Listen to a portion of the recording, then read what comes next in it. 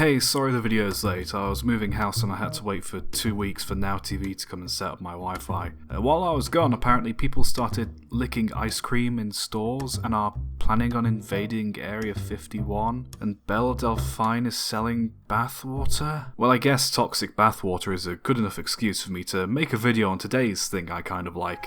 I was in a bar one night when somebody asked me what would happen if you took the concepts of Thomas the Tank, trains and vehicles going about their day-to-day lives at work and the accidents and adventures that came from them, and combined it with the budget and production value of an episode of Thunderbirds.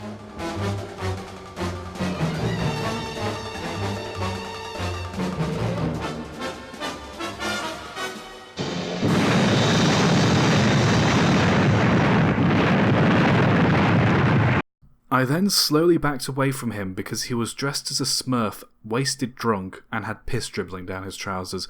But that did get me thinking. The answer? This is Tugs.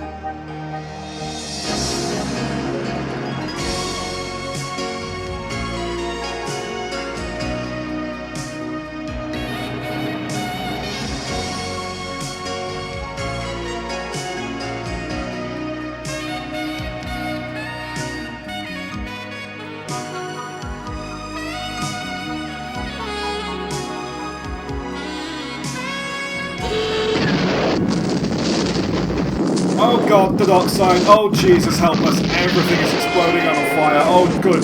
Oh god. I came across Tugs on YouTube one day and wondered what the fuck it was, thinking it was just some fan-made Thomas knockoff. Turns out it's a real show produced in the late 80s.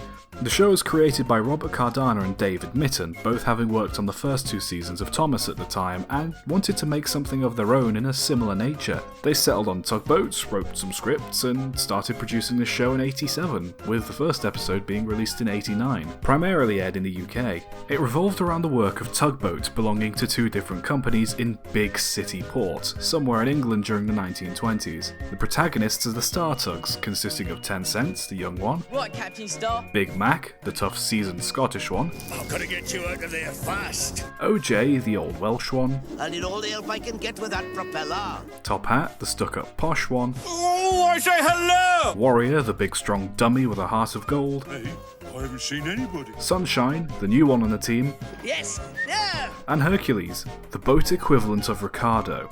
I know. I really hate to disappoint the Duchess. They're all led by Captain Star, a strict but fair captain who also serves as the show's narrator as they compete against the Z-Stacks for port contracts as well as towing in tramp steamers and cruise ships. The Z-Stacks consist of Zoran, Zebedee, Zip, Zack and Zug. You're noticing a theme here? All led by Captain Zero, the more sneaky and dirty dealing type who sounds like a Scotsman putting on a bad French accent.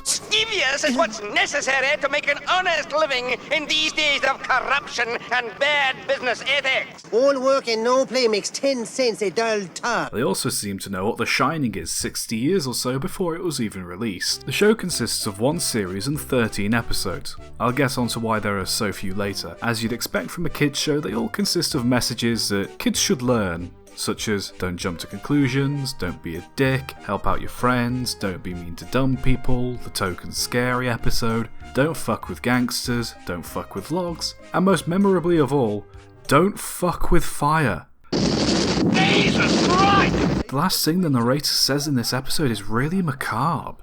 Always respect fire. If you don't, it will destroy you, your surroundings, and your friends.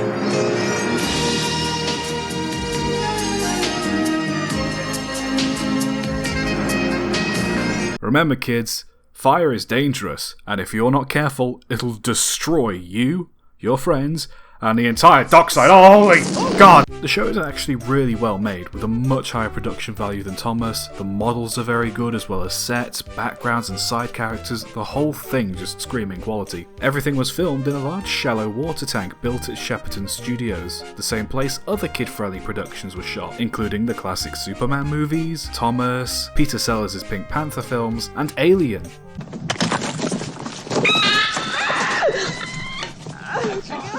Pink Panther, the Pink Panther. If you're into model building, it's definitely worth watching just for that alone. The Tugs are all based off of real boats as well, the stars being based off of ones from a company in San Francisco, and the Zeds being based off of boats in the harbours of New York. Probably explains why the stars are all bright yellow and the Zeds all look like off-brand Chinese gangster toys. Fun fact about the water tank, David Mitten reportedly kept goldfish in the water and fed them daily, with the fish eventually dying due to the toxicity of the water, likely because of the blue and green dyes that were used to make the water look deeper. The show isn't without its quirks. Warrior talks like he's been hit on the head with a steel pipe, as all dumb characters do in these shows. I can control it, so don't worry. A lot of the female characters talk like they're just flirting with whoever they're in conversation with. Hi, Tencent. Ah, 10 cents.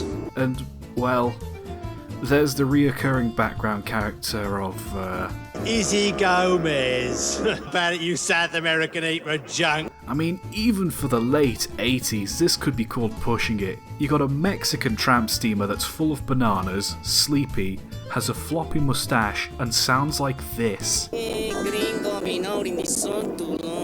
to top it all up, wait, what?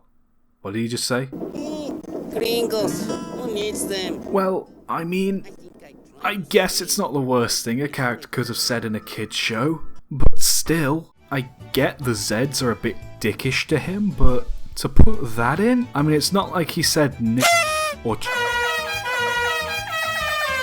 Now I can see why it wasn't aired this way in the US. Oh, and to top it all off, he has a sombrero, because all the other boats have hats, so of course that's what the fucking Mexican one got.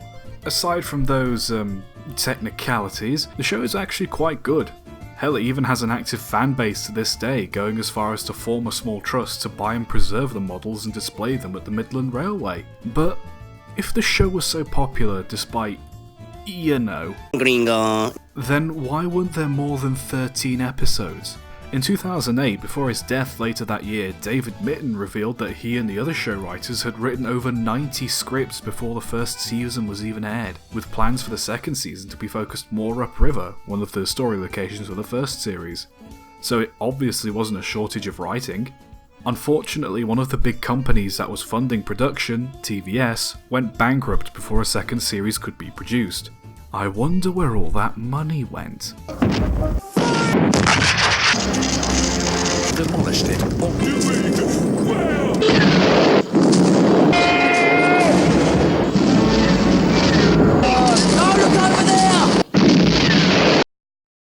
With that, producer Robert Cardano went on to make a similar show based in Canada called Theodore Tugboat, with Mitten managing to keep the original rights to Tugs. Theodore lasted much longer than Tugs, with 10 times as many episodes, but didn't really have the same feeling or production quality to it, and the theme song was nowhere near as sexy.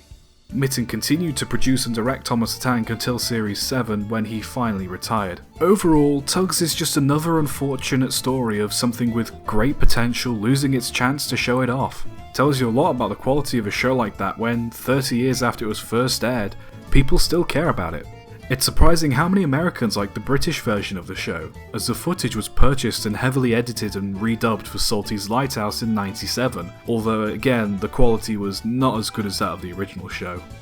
Second time on this channel that's happened, bloody America. So that's Tugs. Worth a watch if you're feeling nostalgic, a fan of the old Thomas and Friends, or simply just like looking at model boats and cities.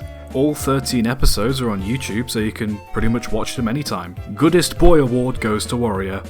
Though I didn't really go over any of the episodes or characters in detail, Warrior is a fan favourite, and even though he's the dumb slow one, he's still kind-hearted and does all he can to help. And that's pretty much it. Hope you enjoyed this little nostalgic informational video. I really enjoy making videos like this, so if you liked watching it, please let me know. All music I've used will be in the description, as well as a link to the series playlist. Now, if you don't mind, I'm gonna end the video here with, quite possibly, the sexiest outro song to ever be played in a kids' TV show.